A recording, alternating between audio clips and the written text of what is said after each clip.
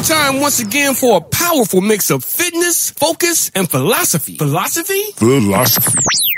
That's right. Kick back and get ready for your host. Wisdom keeps her fit mentally. Squats keep her fit and fine physically. Yes, I said fine. Tune in and prepare to challenge your body and your mind with Professor Kristen. Hester, you'll think better, you'll live smartly, and all thanks to Kristen teaching us right now how to squat wisely. And now here's Professor Kristen. Hester. Well, today is a new day, and for me, another year, a new year, my 40th birthday. I am outside. I'm taking a walk as I'm recording this, so it's a little bit unplanned, so I might be all over the place. But some of the things that I wanted to talk about briefly are the things that I've learned since taking on launching my own podcast. Leading up to my birthday, I had a really big goal for myself, and you're going to hear the airplane, so you kind of have to get used to that. Hopefully my mouth is close enough to this microphone that you can hear me. But a big goal that I had for myself was to declutter my entire house. And when I had that goal, I really didn't even realize that 2018 was marking 10 years since I had been in my home. I didn't even think about that until after I had already established that I wanted all of the unnecessary clutter, unnecessary junk out of the house. And it was quite an emotional experience on so many levels, and I'll try to unfold it some. I kind of, had the motivation to do it when I had Richard Bakari on the show. He was on the minimalism episode, and I hope you can still hear me because I'm outside walking up my mom and dad's driveway, and we're right by the Atlanta airport, so you're going to hear airplanes. And even at my house, I live close to them, so you can hear the airplanes in the background, even when I do the show sometimes, when I'm inside the house. That's just how loud they can be. But anyway, I wanted to declutter my home after having Richard Bakari on the show. I really started thinking about all of the unnecessary things that we tend to make necessary after he was on the show. And even prior to launching the podcast, I was a member of a book club, and one of the books that we read was The Life-Changing Magic of Tidying Up. And with that book, the title mentions tidying up, but it's really a declutter minimalism type of book. It's really about purging your life of the things that don't really, as the author of the book says, spark joy. I kind of touched on that some when I had Richard on the show. And as I was going through it, so often we go through these periods where, we may feel like, oh, I'm not at a certain, financial bracket, or I don't have, enough clothes, or whatever it is that you think you need, or whatever it is you think you're lacking. And then when you start decluttering your home, you quickly realize all of the things you've ignored, all of the things, it was like Christmas all over again for me. I found clothes with tags on them that really I had forgotten about, whether it was items I purchased myself, whether it was gifts that someone had given me. I found a beautiful scarf, and I never forget, I was really needing a scarf one day, and I had a scarf that my student, one of my college students, had given me a long time ago.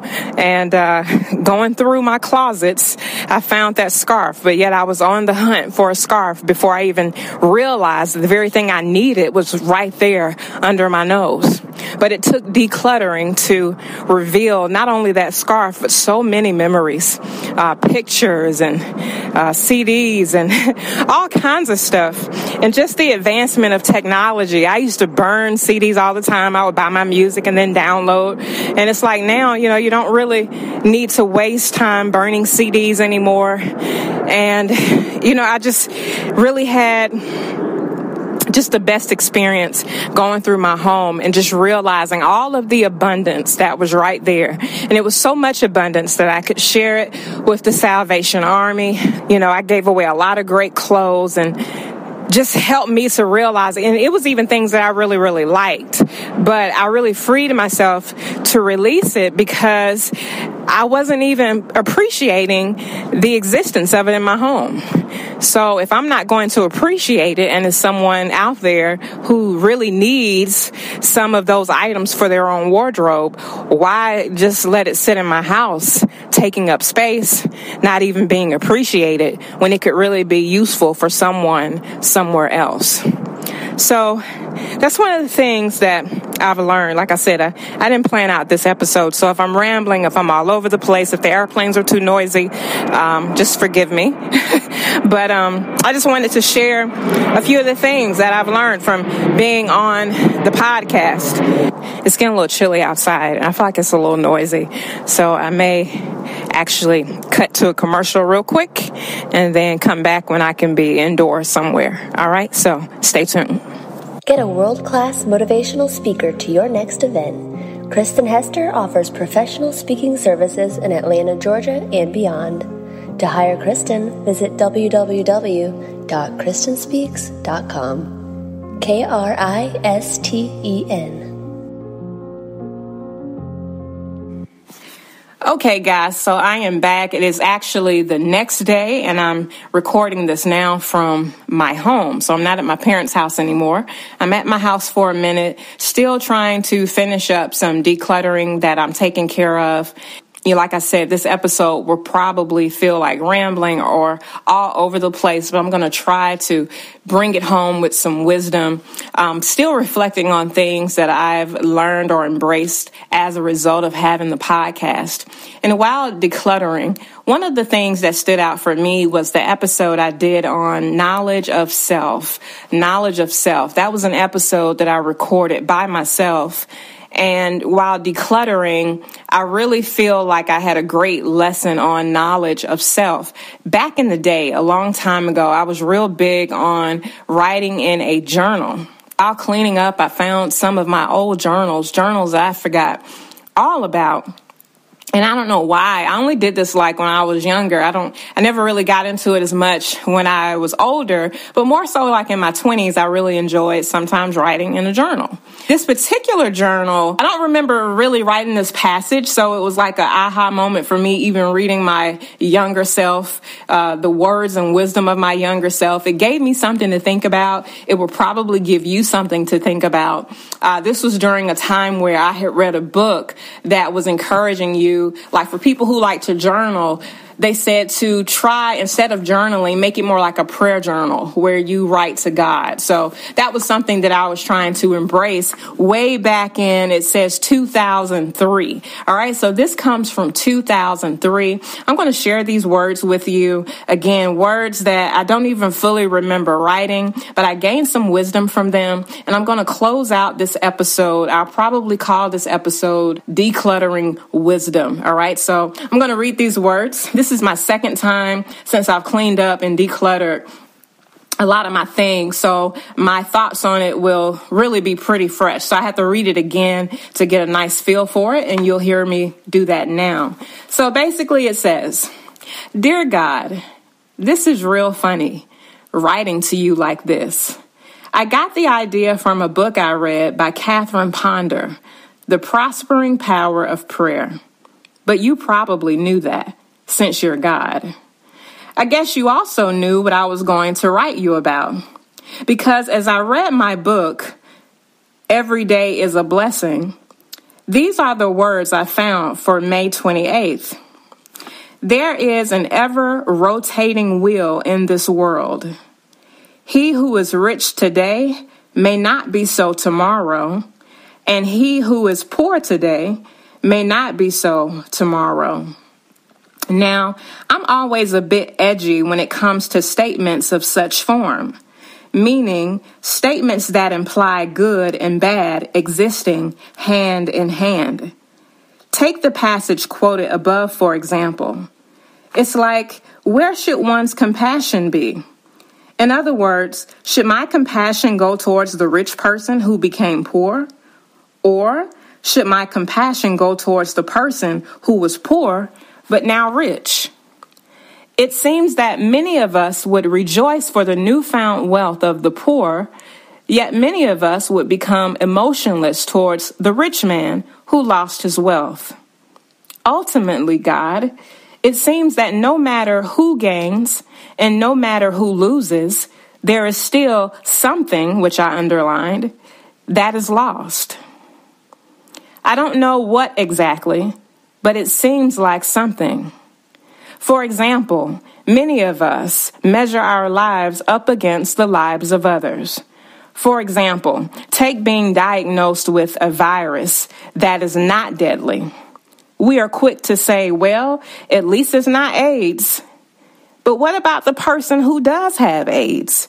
It's like we think in such a disconnected manner that we don't even realize how we sound when we say such things.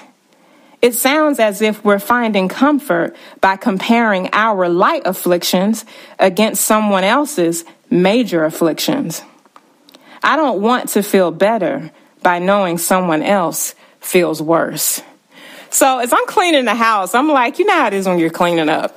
You're like tossing stuff in the garbage bags. You're sorting things that you need, things you don't need. And so I randomly pick up, one of these journals. And so my eyes land on this particular passage that I wrote on May 28th, 2003. And after I read it, I was like, wow, I was kind of impressed with my younger self. I was just really impressed with, I guess, how analytical I was and the way I was looking at things back then. One of the things that is a gift to me when you're journaling, especially when I used to, it's the greatest indication of your growth. It's the greatest indication of how far you have come, but it is also a great indication of where you may remain the same. I think it's great for us to examine, do we go around living our lives, when it comes to our depression, do we measure our level of what we should be thankful for based on someone else's downfalls? It's like you got to think about that. Is that really a time for me to rejoice and to find strength and encouragement in someone else's weak areas? That was just a great reminder for me reading that, because we do say things like that. Well, at least it's not that, or at least you're not outdoors, your furnace go out. Well, at least you're not outside. But the thing is, somebody is outside.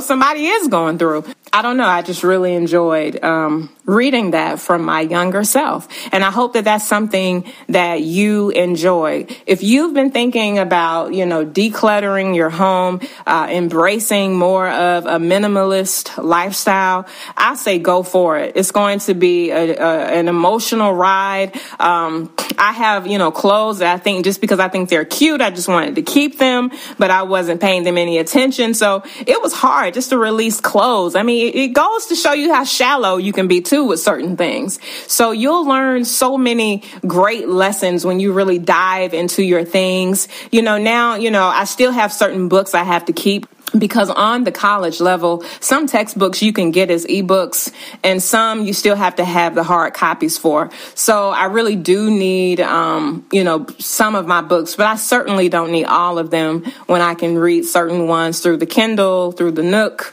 iBooks on the iPad, whichever, you prefer.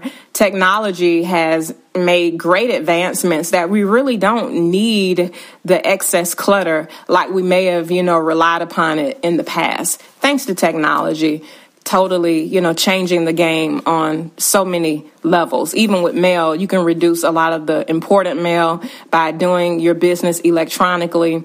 Just a lot of great things that you can do to simplify your life, because when the clutter is gone, like I lose my keys like all the time, and I had to buy this thing to help me with remembering where I put my keys. But when the clutter is gone, you can see clearly, you can think clearly, you can operate at what they say is a more optimal level. So it's better for you. It's better for your soul. It's better respect for your living space. It helps you to become a better version of yourself. And guys, with that said, I'll be closing out this episode. If it felt like it was all over the place, it was. And hopefully it won't feel that way next time. It won't be my birthday week next time, so I won't have that excuse. I've been halfway at my house, halfway at my mom and dad's house. So it's been a lot going on. It's been busy but productive.